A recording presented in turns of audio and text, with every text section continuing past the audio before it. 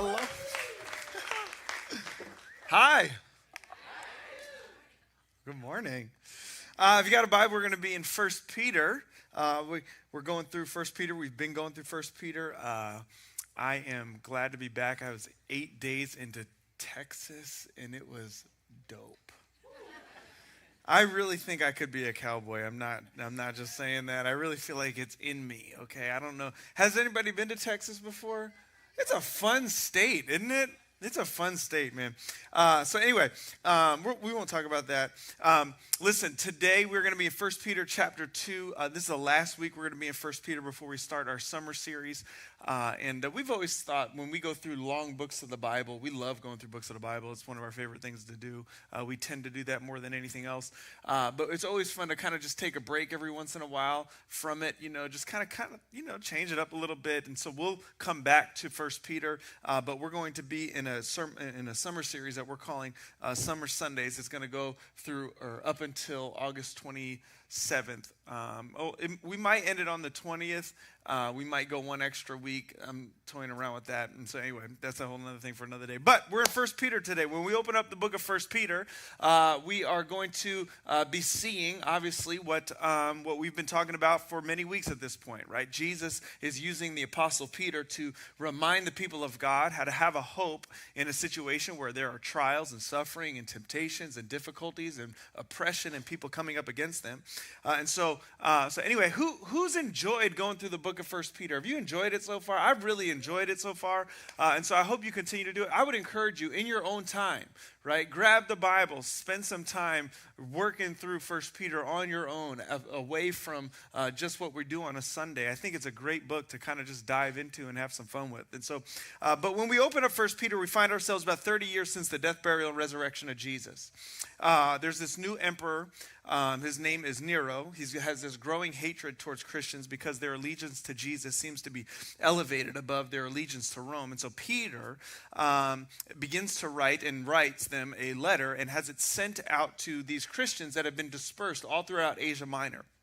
And his goal is to encourage them to have hope and to remind them how to conduct themselves in a society that does have a growing hatred towards them. And what we saw last week in verses 11 and 12 is Peter encouraging Christians to live honorable lives so that, and it says this, I think, in verse 11 and 12, that people might see their good deeds and glorify God. And now we're going to enter into this new section of the text, and we're going to really spend 20 verses, or Peter's going to spend 20 verses, and we're only going to go over 3 of them today, but Peter's going to spend 20 verses really outlining 3 specific hierarchical structures and how Christians should conduct themselves within them so that people may see their good deeds and glorify their God. Today we're going to talk about governmental structure. Oh, man. And then when we come back after Summer Sundays, we'll look at work and family. So let's read it together. This is 1 Peter chapter 2, starting in verse 13. This is fun. Be subject for the Lord's sake to every human institution, whether it be to the emperor as supreme, or to governors as sent by him to punish those who do evil and to praise those who do good. For this is the will of God, that by doing good, you should put to silence the ignorance of foolish people. Title of my message today is Shut 'em Up. Shut 'em up. Just shut 'em up, man. And so how many of you have really ever been tempted before to just shut somebody up? Okay, yeah, no? Okay, good. Some of you, most of you. Let's try that again. How many of all have you ever been tempted to just shut somebody up? Okay, good. Double hands. I like that. It could be anybody. It could be a kid, like, shut up. A family member, hey, shut up. A friend, a spouse, a teacher, a coworker. It could be a teammate. And there's all sorts of tactics to do this. I was raised to shut people up by going for the jugular and ending it quickly. This is just the home I was raised in. Probably my worst moment as a human being was when I was 16 years old and some girl was running her mouth at me in front of a crowd. I didn't know Jesus yet, okay? And whatever she was saying about me in front of everybody, I'm sure I very much well deserved it. So there I am. I'm taking her lip until I decided I'm not going to take this anymore. And that's when I just looked at her and said something along the lines of, well, all this talking, but everyone around here is just wondering how you could even see me with a nose your size. And mission accomplished, right? Just shut her up. So she looked me in the eye and she just was stunned and started to cry. And I thought to myself in that moment, again, I didn't know Jesus or didn't even, I'm probably going to hell for that one. But that's what I was actually raised kind of to like live like that, to operate like that. Speaking of crying, that was Beth's tactic to shut people up. I remember one time we were married. Beth is my wife, and I had picked her up from work. We were newly married. She was pregnant with Daniel, and we're heading back to Quincy where we were going to go back to our apartment. And we stopped at this light, and it was one of those lights where two lanes merge into one. Do you know what I'm talking about? Right? So two lanes are about to merge into one, and I was going to be a nice guy, and I was going to let the car that was next to me go first, and then I'd come behind him. And so I kind of like gave him like the, yeah, you go ahead first. But when he took off, he just took off super slow. You know, and that's annoying. Anybody? I'm like, I let you go in front of me. I don't want to have to now like crawl all the way to like where I'm going next. And so I wasn't happy because he wasn't going fast enough. So I sped up, like looked at him, honked at him, gave him a dirty look, swerved around him and took the lead because that's what you do, right? You take the lead. It's all about taking the lead. Every man in here knows it's just if I get one car ahead, right? And so I took the lead, swerved around him. What I didn't know at the time was that it was a cop in an unmarked car. And so he throws on his lights, pulls me over, right? Comes up to the window, and he is hot, okay? He's yelling at me. He's like, who do you think you are? What are you doing? He asked me license or registration, and so I'm like, I feel so stupid. So I'm like, all right, so I go to pull out my license and registration, and I realize I don't have my wallet on me. And I'm like, I'm dead. And so he's like, I was like, I don't actually have it. I was picking up my wife from work and just down the road. And then he starts screaming at me and he tells me to get out the car. So I get out the car and he starts threatening me that he's going to arrest me. So as he's doing that, my wife, Beth, who's pregnant, just starts just hysterically crying in the passenger seat. She's so much crying and it's so hysterical that he actually kind of calms down, walks to her side and starts consoling her in her crying. Somehow, her tears got this guy to calm down and to apologize. And he looks at me and he's like, hey, take her home and drive safe. So I get in the car. This is no joke. I get in the car and I look at her and she lifts up her head and she's like, she smiles big. And she says, let's go home. She doesn't have a tear in her eyes at all. And I mean, I'm newly married, so I'm both super impressed and scared to death of what my future looks like. But mission accomplished, right? She shut the cop up. And there's all sorts of tactics to shut people up, right? What's your tactic? I don't know what your tactic is. Is it crying? Is it going for the jugular? Is it elevating your voice? Is it cutting words? Is it the hand over the mouth? Like, you know, like what is it? The silent treatment? Some of y'all like, you'll shut somebody up by just like pretending you don't hear, right? Silent treatment. But today, what Peter's going to do is he's going to give us another way.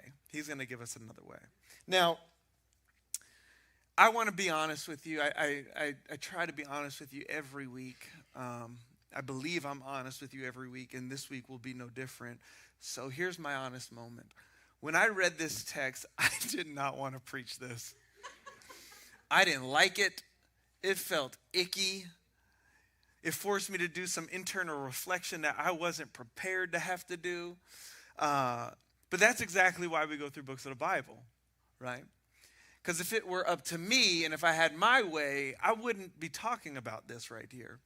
But it forces us, when you read through the scriptures and you expositionally go through the text, right? It forces us to deal with texts that we might not like and we might not want to work through. But what it forces us to do is to work through why we don't like it. And so let me just show you why I didn't like it. I'll read it. Be subject, which means submit to, come under in rank. It means to obey for the Lord's sake, for Christ's sake. To every human institution, that's every institution that's created for people, is what it's saying. Whether it be the emperor as supreme, or the king, or even in our context, maybe the president, or to governors, that is the established governmental structure that the king has put into place as sent by him who is the leader, the king. Anybody else in here willing to be honest and say, I don't really like that? Okay, cool. Like, yeah? Okay, good. Whew. Thought I was going to be alone. Why don't I like that? All right. Why don't we like submission to authority? I want to give you 4 reasons. These are just my reasons, okay? This might not have anything to do with you. I think this is contextually more about us than it is just about me. I think that I'm going to give you 4 reasons. I think there's many, many more. First one is this. People abuse authority, do they not? Come on. Let's be honest. Some of us don't like submitting to authority because we've seen it abused. Some of us, our parents were not great. Some of us, we had teachers who were just unfair. Some of us, we've had to deal with hot-headed cops or racist leaders. Or maybe your boss was a jerk. Or maybe you were part of a church and had pastor or pastors who were legalistic or maybe self-seeking or spiritually abusive. So your initial response is, right? Nope. I have no desire to submit to authority because people abuse authority. Seems reasonable. If we're honest, could also be utilized as an excuse, but seems reasonable. That's one reason. Another reason is I just tend to have a rebellious nature. No? So the Bible teaches that the nature of sin has been passed down to us from our original parents, Adam and Eve. And Genesis chapter 3 teaches us that Adam and Eve rebelled against God's authority. And because of that, we have what I would just call like a submission allergy. Okay? And it's been passed down to us. Ultimately, we want to be the ones who give the orders, not take the orders. I know you feel this in your soul. Have you ever paused long enough to evaluate the difference between how you naturally feel when you are told to do something versus when you're asked to do something, right? That feeling that you feel in your soul since you were a little kid when someone is like, hey, pick that up. It's like, huh? Or like, hey, take out the trash. Make me a sandwich. You're like, I don't like the way that feels, right? And what it is, it's just evidence of the natural disposition of, I don't want to be told what to do. I want to be in charge of my own life. I have a rebellious nature. The third is this. Pride. I struggle with pride. We all do. Everyone in here thinks that the people who are in authority are dumb. Right? Don't we? It's just in us. That we could, like, if we were in charge, we could do a better job. We feel this way all the time. Every student thinks that their teacher is dumb. Every church person thinks that I know better than my pastor. Every employee thinks that I could do my boss's job. Every voter thinks that if I just ran the world, it would be a better place. Everyone tends to think that they're better, that they're smarter, that they are more competent and more capable than the people that they're under. Not all the time, but often. And ultimately, it tends to be pride. The fourth reason is this. I just think it's a part of American culture. Just hear me out. This week we celebrated Independence Day, okay? This is not England. This is New England, right? I'm not a Brit and I'm cool with it. I'm glad I'm not a Brit, all right? Independence Day is the day we celebrate rebelling against the British and taking control of our own lives. And since that day, America, we have had this civic culture that says rebellion against authority is kind of like an American thing to do. It's just in us, okay? And to be honest, it's not like that everywhere you go, but it is in us. So, if that's us, what do we do with a text that says, be subject for the Lord's sake to every human institution, whether it be to the emperor as supreme or the governors or the government that has been sent by him. Because that feels icky, right? It does. Now, before you begin to think that Peter doesn't really know our world, I want to remind you of the context that he's writing to. He's writing to Christians who have been scattered, mistreated, imprisoned. They're being rejected by family members. They're being taken advantage of and underpaid by their employers. They're being attacked by the Roman law enforcement, the ones that are supposed to protect them. So when Peter says, submit yourself, make no mistake, he absolutely understands what he's saying and how radical it is that he's saying it, okay? So how can you say this, Peter? Well, to understand why Peter calls us to a life of submission, even when it doesn't seem like it's in our very best interest, you have to look at it in its context. Look at verse 21, if you wouldn't mind, for just a second. This is jumping a little bit ahead, but you have to understand, because smack right in the middle of where Peter's talking about three things. He's talking about submission within work, submission within government, and submission within marriage. He right in the middle starts talking about the motive behind it. 1 Peter chapter 2, just look at just 21. For to this you have been called. Why? Well, because Christ also suffered for you, leaving you an example that you may follow in his steps. So, all right, Peter's not blindly calling Christians to obey oppressive leadership or to ignore injustices and mistreatment and abuse. He's simply calling us to a different way of fighting. Do you think for a second Jesus wasn't a warrior? Do you think for a second Jesus wasn't a fighter? Do you think for a second Jesus wasn't a rebel in his society? He absolutely was. And he's saying, though, is fighting should mimic the example of Jesus in following in his steps. Peter is telling Christians to submit to authority, not because authority will be right, but because you want to live in alignment with the King of Kings. And so what Peter is encouraging Christians to do is to follow in the footsteps of the Prince of Peace. Peter believes that the best thing we can offer the world is a Christ-likeness, even when it comes at a cost. Now, man, if I'm honest, I don't like that. Not at first. And neither did Peter, okay? This wasn't always Peter's disposition. Peter was a fighter. Peter was the disciple who slashed a Roman soldier's ear off. You remember that story? And Jesus had to pick it up and put it back on his face. It's crazy. Peter's that guy. And Peter did that after Jesus had already checked him on thinking that way. Let me read to you this very popular interaction that Jesus and Peter had together. It's in Matthew chapter 16, verse 21 through 26. It says, Jesus began to show his disciples that he must go to Jerusalem and suffer many things from the elders and the chief priests and the scribes and be killed, and on the third day be raised. And so what happens? Peter takes him aside, takes Jesus aside. Jesus, come here. Could you, takes him aside and begins to rebuke him, saying, listen, far be it from you, Lord. This is not going to happen to you.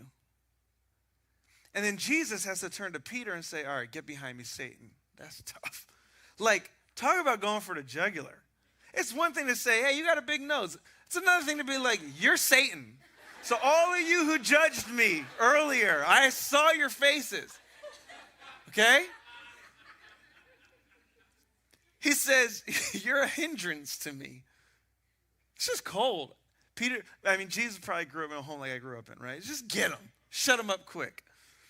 For you're not setting your mind on the things of God, but on the things of man. And then Jesus tells his disciples, if anyone would come after me, let him deny himself and take up his cross and follow me. For whoever would save his life will lose it. But whoever loses his life for my sake will find it. For what will it profit a man if he gains the whole world and forfeits his soul? I believe that Peter has this in mind as he's writing this. You even see some of the same words. And so Peter, though, was the guy who looked at Jesus and he was like, not a chance. Not a chance I let you suffer at the hands of an oppressive institution. But yet here we are, right, 30 years later, and Peter has witnessed at this point in time Jesus and others suffering at the hands of foolish people. But Jesus in particular, they nailed him, who was the sinless and is the sinless Lamb of God, to a cross. And now Peter, living on the other side of the resurrection of Jesus, writes to Christians living in a world full of people with a growing hatred towards them. And he says, be subject, for the Lord's sake, to every human institution, whether it be to the emperor as supreme or to governors as sent by him to punish or to bring about justice those who do evil and to praise or commend those who do good. And then verse 15 it says this, for this is the will or the desire of God, that by doing good, by doing what is right and just and upright, you should put to silence. That word silence literally means to muzzle the hand over the mouth. You should put to silence the ignorance of foolish. That word foolish can mean unbelieving, ignorant, mindless, stupid people. And what Peter is doing here is he's advocating for a different way. He's saying, ignoring oppression, slandering the oppressors, even a violent revolution, it's not the only options. There is another way. Live a life of submission and goodness, and it will eventually muzzle those who criticize and oppress you. This is such a good word and timely word for us today. Peter is saying, let's just say to us, Netcast 2023, located at Liberty Tree Mall, Netcast Church, that following the way of Jesus and living a good life, a life of submission, is far more revolutionary and far more effective at muzzling the ignorance of foolish people than any other tactic imaginable. So last month, I'll give this to you an example. I was asked to be a commencement speaker at New Liberty Innovation School. It's a public school in Salem that we've partnered with. They love our friendship, and we love theirs. I was super nervous to go and do this commencement speech. As a matter of fact, Les, who's in the back, I remember texting him before. I was like, bro, you got to pray for me, man. I'm like, here I am. I'm a conservative, Bible-believing pastor speaking at a public school whose mascot is a witch. Okay? Right? Just think about it. Right? Their logo is a rainbow. It's rainbowed. Their logo is colored in the rainbow. Right? And here I am. The mayor's there. The district superintendent is there. There's all sorts of Salem administration there. And, I'm going to go for it. And so my last point was making sure that you don't build an identity on your intellect or your sexuality or your public position or your money, but on the fact that you've been created in the image and likeness of God. So obviously that, is a little controversial.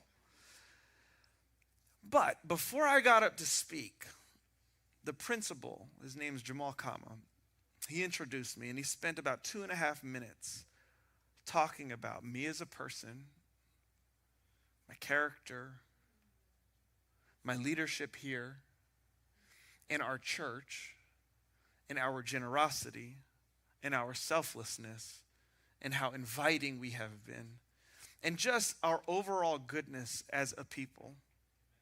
And what he did was he muzzled the ignorance of any unbelieving, foolish people prior to me getting up to speak. And I thought to myself, when he was done, I literally could get up and say anything. And that is the power of verse 15. For this is the will, the desire of God, that by doing good, you should put to silence and muzzle the ignorance of unbelieving, foolish, ignorant people. Now, okay, is Peter saying believers should obey laws that conflict with God's word? Is this text telling us to keep silent in the face of social or political injustices? Well, absolutely not. He didn't say that. God's people have always had to decide how to respond to oppressive situations, and we should do that. We should do that humbly, prayerfully, with good lives, from a posture of submission. The scriptures are full of stories of people wrestling between this tension of fighting versus fleeing versus just tolerating sinful governmental structures, right? We could talk all day about stories like the Egyptian midwives who disobeyed Pharaoh and refused to kill newborn babies out of a fear of God, right? We could talk about Moses who relentlessly advocated for Jewish slaves to be freed in Egypt. We could talk about Shadrach, Meshach, and Abednego who refused to worship Nebuchadnezzar's statue and were thrown into a fiery furnace. We could talk about Daniel who refused to follow a legislation that made it illegal to pray and was put into the lion's den because of it. We could even talk about Peter, right, post-resurrection, who wrote this, who was ordered to stop speaking in Jesus' name and was like, it's never going to happen, and they flogged him because of it. The problem, though, about jumping to that and talking simply about civil disobedience is that this text never deals with that. This text is about living good, submissive lives, and in doing so, muzzling the ignorance of foolish people. Peter's purpose in writing this specifically to these people and for us to receive it and have it is to point us to Jesus as our hope in difficult times. Our hope is not found in submission or even in doing good. Our hope is found in Jesus and being like Jesus, who, if you look at verse 21 through 24, suffered for you, leaving for you an example so that you might follow in his steps. He committed no sin, neither was there deceit found in his mouth. It says that he was reviled and didn't revile in return. And when he suffered, he didn't threaten, but continued entrusting himself to him who judges justly, right? And so the big idea in this text is very simple. Even in the middle of unknowns, submission and goodness is the best posture to take. Now, the big questions you and I will naturally have, let me just give them to you from what I dealt with this week. What about history's revolutionary heroes? People like Bonhoeffer and the Nazis, or Harriet Tubman and the Underground Railroad, or Martin Luther King Jr. and the Civil Rights Movement. Didn't they seem to be people who didn't really want to submit to governmental authority? Well, right. I mean, yeah. Wasn't it their faith, Pastor Matt, that led them to rise up for what is good? Well, yeah, absolutely, yes. And what we must remember is if you're going to be a revolutionary hero and leader, you really need to be willing to lay down your life. The problem we have in 2023 is we have too many social media warriors who think they're revolutionary leaders because they sit behind the safety of an iPhone. That's the problem, okay? People like Bonhoeffer or a Harriet Tubman or Martin Luther King Jr., and there's thousands of others that have existed throughout history, if not more than that. They didn't change the world because of just the good words that they spoke. Sure, they may have said some really great things, but the only reason why their words had any weight to them was because they lived very good lives. Not perfect. I mean, no one's here saying that they lived perfect lives, but they lived good lives. They were people of good character, and ultimately, even on this side of history, some of those people mentioned were killed for it, right? But on this side of history, they did muzzle some people, didn't they? So nobody's talking negatively, and neither is Peter, about revolutionary heroes or leaders. Another big thing I had to wrestle with was, the hypothetical extremes. You got to be really aware of hypothetical extremes. Anytime you engage in conversations about submission to governmental authorities, for some reason, the natural tendency is to go to these hypothetical extremes. Well, what about, Pastor Matt, if they try to make me abort a disabled child? You're like, okay. Or what if they say I have to take the vaccine? Which, by the way, they didn't really say you have to take the vaccine. They just made it incredibly difficult for you to not take a vaccine, right? Nobody showed up at your house, pinned you down, and did that. They just told you can't work here or you can't go here if you do this. And so, but what if they force you to do it? Or what if they tell us that we have to burn all the Bibles? Or what if civilization, you hear these extremes? Well, what if civilization becomes like the Handmaid's Tales? I know all of you like Hulu lovers, right? And my response to that was, I guess we'll humbly and prayerfully have to deal with that when that happens, okay? We're not dealing with that in today's society. But why do we love hypothetical extremes so much? That's the question I want to ask. That's what I had to ask myself. And I think it's because hypothetical extremes tend to be, whether it's knowingly or unknowingly, a manipulative tool to help us avoid personal application. So I'll use big hypotheticals to simply say, and that's why I don't have to be good and submit. So then rather than having a hypothetical conversation, let's just have a practical one about living a good and submissive life. How about this? How many people in here are under 21? Do we have any of you? Okay. Here's something. Why not wait until you're 21 to have your first alcoholic beverage if you plan to have one? Sounds crazy. How about this? How about just being aware of your speed when you're driving? That's tough for me. Like I'm not telling you that I did all these, okay? Don't hear what I'm not saying. Right? How about not cheating on your taxes? How about being good in society and playing some sort of good voluntary role within your community? How about if you work in the public square, or if you work anywhere, doing excellent work, going above and beyond? How about finding ways to be generous in society? Well, not even just your money, yeah, sure, but like your life. And even in that, if you got to really think about when Peter's talking about doing good, surely it's more than just like obey the law, right? Surely Peter's not like obey the